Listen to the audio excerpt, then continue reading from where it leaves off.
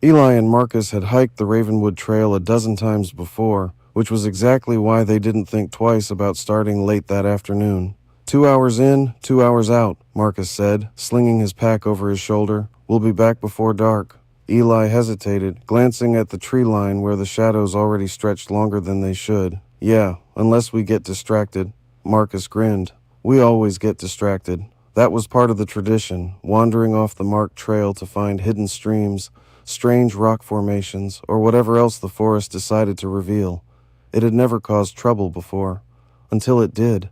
About an hour in, they spotted a narrow deer path veering off the main trail. It dipped downhill into thicker woods, where the light dimmed and the air grew cooler. Shortcut? Marcus suggested. Eli laughed. Or the opposite of a shortcut, but they took it anyway. At first, it felt like every other detour.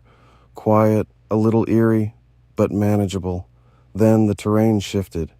The ground became uneven, tangled with roots and loose stones. The trees grew closer together, blocking out the sky. Hey, Eli said after a while, slowing down. You remember seeing that split tree before? Marcus turned. The tree he pointed to, forked down the middle like a slingshot, did look familiar. Yeah, Marcus said. I think we looped. They checked their phones, no signal. Eli exhaled slowly. Okay, not ideal. We just head uphill, Marcus said, forcing confidence into his voice. Trail's gotta be that way. They started climbing. That's when Marcus slipped.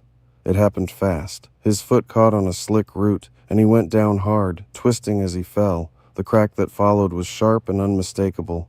Marcus didn't shout at first. He just sucked in a breath and stayed very still. Eli rushed to him. Talk to me. Marcus clenched his jaw. Ankle. I think it's bad. Eli crouched and carefully pulled back Marcus's pant leg. The swelling was already visible, the joint at an unnatural angle. Yeah, Eli said quietly. You're not walking on that. Marcus let out a shaky laugh. Great. Love that for us. The forest felt different now, quieter, heavier. The sun was dropping fast, and with it the temperature. Eli stood, scanning their surroundings. Nothing but trees in every direction. Okay, he said, thinking out loud. We stay put or we move. Moving sounds like a terrible idea, Marcus muttered. Yeah, but staying means no one knows where we are. Marcus closed his eyes for a moment, then nodded. So what's the plan, genius? Eli swallowed. He wasn't a genius, but he was the one still standing. We make you a splint, then we move slow, find higher ground, try for signal. Marcus raised an eyebrow. You've been watching survival shows again, haven't you? Just trust me. Using branches, a spare shirt, and a length of cord from Marcus's pack, Eli fashioned a rough splint. It wasn't pretty, but it stabilized the ankle enough for Marcus to lean on him.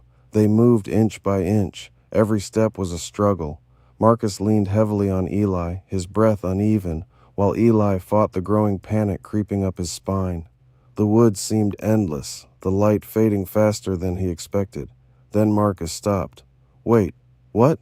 Listen. At first, Eli heard nothing. Then, faint but distinct, the distant rush of water. A stream, Eli said. Water means people, Marcus said. Or at least a better chance. They changed direction following the sound. It took longer than it should have, stumbling through brush and over rocks, but eventually they reached it, a narrow stream cutting through the forest. Relief washed over Eli. Okay, this is good.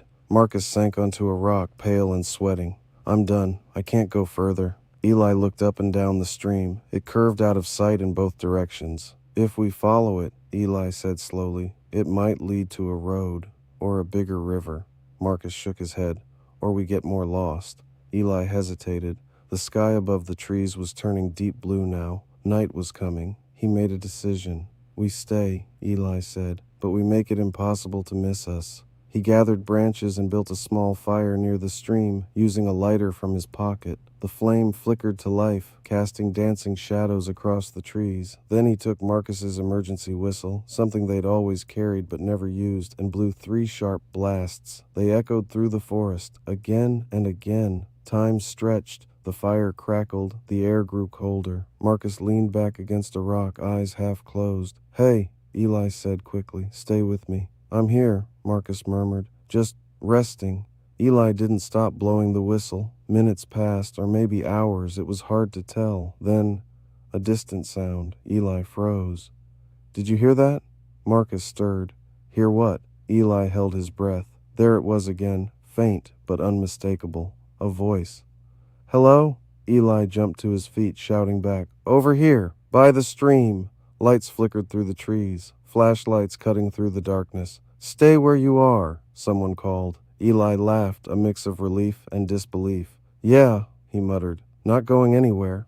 The search team emerged from the woods minutes later, their gear bright against the dark forest. One of them knelt beside Marcus, already assessing his injury. "You boys picked a rough night to get lost," the rescuer said. Marcus managed a weak grin. "Wasn't the plan." As they loaded Marcus onto a stretcher, Eli stepped back, the tension finally draining from his body. His legs felt shaky, like they might give out any second. One of the rescuers clapped him on the shoulder. "You did the right things, stayed near water, made a fire, used a signal. That's what got us to you." Eli glanced at Marcus, who gave him a tired thumbs up. "Guess those survival shows paid off," Marcus said. Eli smiled, the fear fading at last.